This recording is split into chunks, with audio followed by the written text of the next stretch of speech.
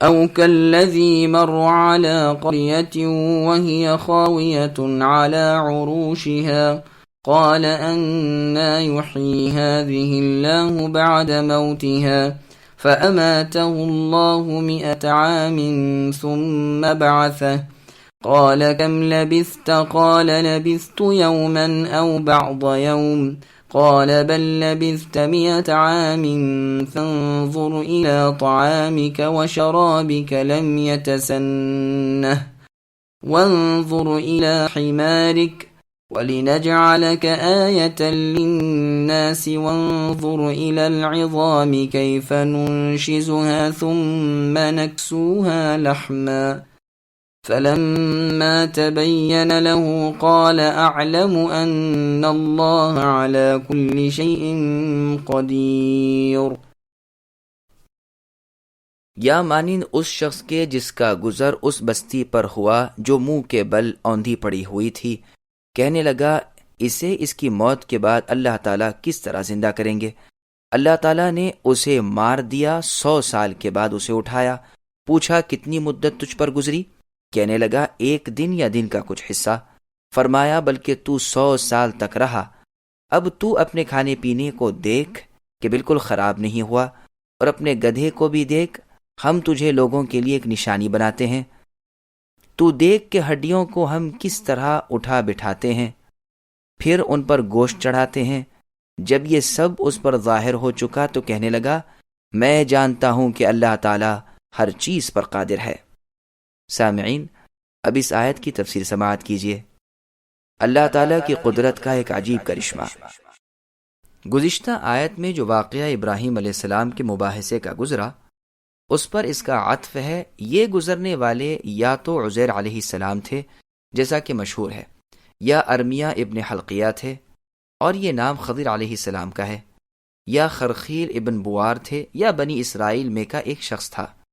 یہ بستی بیت المقدس تھی اور یہی قول مشہور ہے. بخت نصر نے جب اسے اجاڑا، یہاں کے باشندوں کو تہہ تیغ کیا، مکانات گرا دیے اور آباد بستی کو بالکل ویرانہ کر دیا. اس کے بعد یہ بزرگ یہاں سے گزرے. انہوں نے دیکھا کہ ساری بستی تہہ و بالا ہو گئی ہے، نہ مکان ہے نہ مکین، یعنی نہ مکان ہے نہ ان کے رہنے والے.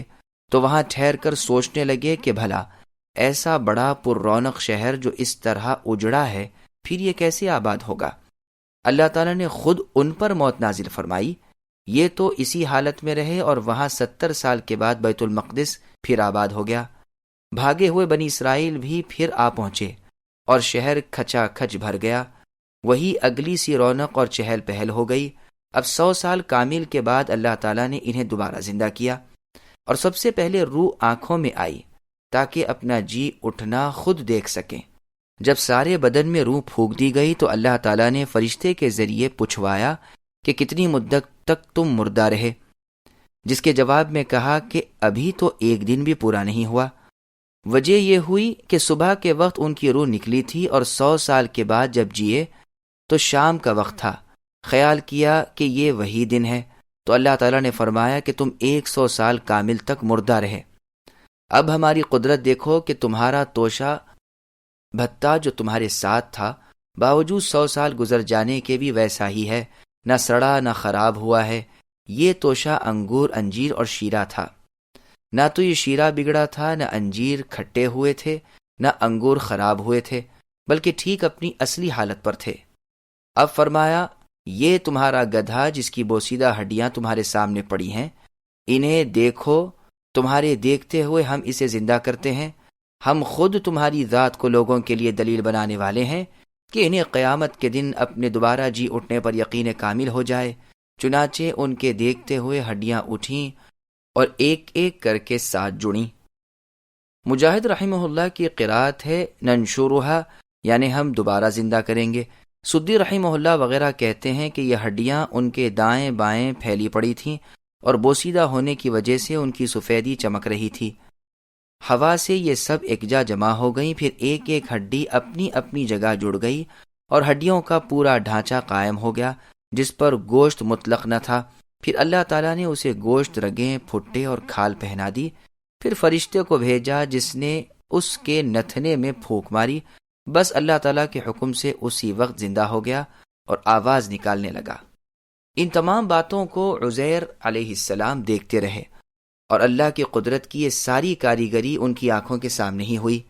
جب یہ سب کچھ دیکھ چکے تو کہنے لگے، اس بات کا علم تو مجھے تھا ہی کہ اللہ تعالیٰ ہر چیز پر قادر ہے، لیکن اب میں نے اپنی آنکھوں سے بھی دیکھ لیا تو میں اپنے زمانے کے تمام لوگوں سے زیادہ علم و یقین والا ہوں۔ بعض لوگوں نے اعلمو کو اعلم بھی پڑھا ہے، یعنی اللہ تعالیٰ مقتدر نے فرمایا کہ جان لو کہ اللہ تعالیٰ کو ہر چیز پر قدرت ہے۔ وَإِذْ قَالَ إِبْرَاهِيمُ رَبِّ أَرِنِي كَيْفَ تُحْيِي الْمَوْتَى قَالَ أَوَلَمْ تُؤْمِنْ قَالَ بَلَى وَلَكِنْ لِيَطْمَئِنَّ قَلْبِي قال فخذ أربعة من الطير فصرهن إليك ثم اجعل على كل جبل منهن جزءا ثم ادعهن يأتينك سعيا واعلم أن الله عزيز حكيم۔ اور جب ابراہیم علیہ السلام نے کہا کہ اے میرے پروردگار، مجھے دکھائیے کہ آپ مردوں کو کس طرح زندہ کرتے ہیں، اللہ تعالیٰ نے فرمایا کیا تمہیں ایمان نہیں؟ جواب دیا ایمان تو ہے، لیکن میرے دل کی تسکین ہو جائے گی۔ فرمایا 4 پرندوں کو لو، ان کے ٹکڑے کر ڈالو، پھر ہر پہاڑ پر ان کا ایک ایک ٹکڑا رکھ دو، پھر انہیں پکارو، تمہارے پاس دوڑتے ہوئے آ جائیں گے، اور جان رکھو کہ اللہ تعالیٰ غالب ہیں، حکمتوں والے ہیں۔ سامعین، اب اس آیت کی تفسیر سماعت کیجیے۔ پرندوں کا زندہ ہونا اور ابراہیم علیہ السلام کا مشاہدہ۔ ابراہیم علیہ السلام کے اس سوال کی بہت سی وجوہات تھیں۔ ایک تو یہ کہ چونکہ یہی دلیل آپ نے نمرود مردود کے سامنے پیش کی تھی، تو آپ نے چاہا کہ علم الیقین سے عین الیقین حاصل ہو جائے۔ جانتا تو ہوں ہی، لیکن دیکھ بھی لوں۔ صحیح بخاری میں اس آیت کے موقع کی ایک حدیث ہے جس میں ہے کہ رسول اللہ نے فرمایا کہ ہم شک کے حقدار بنسبت ابراہیم علیہ السلام کے زیادہ ہیں، جبکہ انہوں نے کہا ربی ارینی۔ تو اس سے کوئی جاہل یہ نہ سمجھے کہ خلیل اللہ علیہ السلام کو اللہ کی اس صفت میں شک تھا۔ اس حدیث کے بہت سے جواب ہیں، جن میں سے ایک یہ ہے، شاید یہ ہوگا کہ ہم خلیل اللہ ابراہیم علیہ السلام سے کمزور ایمان والے ہونے کے باوجود خلائق عالم اللہ تعالیٰ کی اس صفت میں شک نہیں کرتے، تو خلیل اللہ کو شک کیوں ہوگا؟ اب رب العالمین خالق کل فرماتے ہیں کہ 4 پرندے اے ابراہیم لے لو۔ مفسرین کے اس بارے میں کئی قول ہیں کہ کون کون سے پرند ابراہیم علیہ السلام نے لے لیے تھے، لیکن ظاہر ہے کہ اس کا علم ہمیں کوئی فائدہ نہیں پہنچا سکتا، اور اس کا نہ جاننا ہمیں کوئی نقصان نہیں پہنچاتا۔ کوئی کہتا ہے وہ کلنگ، مور، مرغ اور کبوتر تھے، کوئی کہتا ہے وہ مرغابی اور سی مرغ کا بچہ اور مرغ اور مور تھے، کوئی کہتا ہے کبوتر، مرغ، مور اور کوا تھے، پھر انہیں کاٹ کر ان کے ٹکڑے ٹکڑے کر ڈالو۔